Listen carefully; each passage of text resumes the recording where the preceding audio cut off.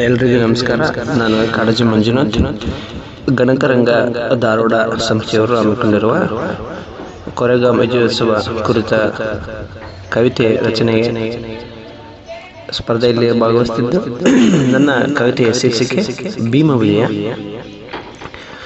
ಜಾತಿ ವ್ಯವಸ್ಥೆ ಅಸ್ಪೃಶ್ಯತೆಯ ವಿರುದ್ಧ ಸೆಟೆದು ನಿಂತ, ಮೇಲು ಕೀಳು ದುರಾಡಳಿತವ ಕಂಡು ಪ್ರತಿರೋಧದ ಕಂತು, ಮೇಲ್ಜಾತಿಯ ಪೇಶ್ವೆ ಬಾಜಿರಾಯನ ದೌರ್ಜನ್ಯಕ್ಕೆ ಮೆಹರ್ ಸೈನಿಕರ ಕೆಚ್ಚೆದೆಯ ದಂಡು, ಸಾಹಸದಿ 30,000 ಸೈನಿಕರ ಹುಟ್ಟಡಗಿಸಿದ 500 ಕಲಿಗಳೇ ಗಂಡು, ನೀರು ಆಹಾರ ವಿಶ್ರಾಂತಿ ಪಡೆಯದೆ ಹಗಲಿರುಳು ಹೋರಾಡಿದ ವೀರಗಾಥೆ, ಪ್ರಾಣಿಗಳಿಗಿಂತ ಹೀನಾಯವಾಗಿ ಕಂಡವರ ರುಂಡವನ್ನು ಚೆಂಡಾಡಿದ ಮಹರ್ ಸೈನಿಕರ ಯಶೋಗಾಥೆ, ಇತಿಹಾಸದ ಪುಟಗಳಲ್ಲಿ ಎಂದೂ ಮರೆಯದ ವೀರ ಕಲಿಗಳ ಸಾಹಸ, ಯಜಮಾನಿಕೆಯ ಸೋಂಕಿಗೆ ಮದ್ದು ಹರೆದ ಭೀಮನ ದಂಡು, ಜನಮಾನಸದಿಂದ ಮರೆಯಲಾಗದ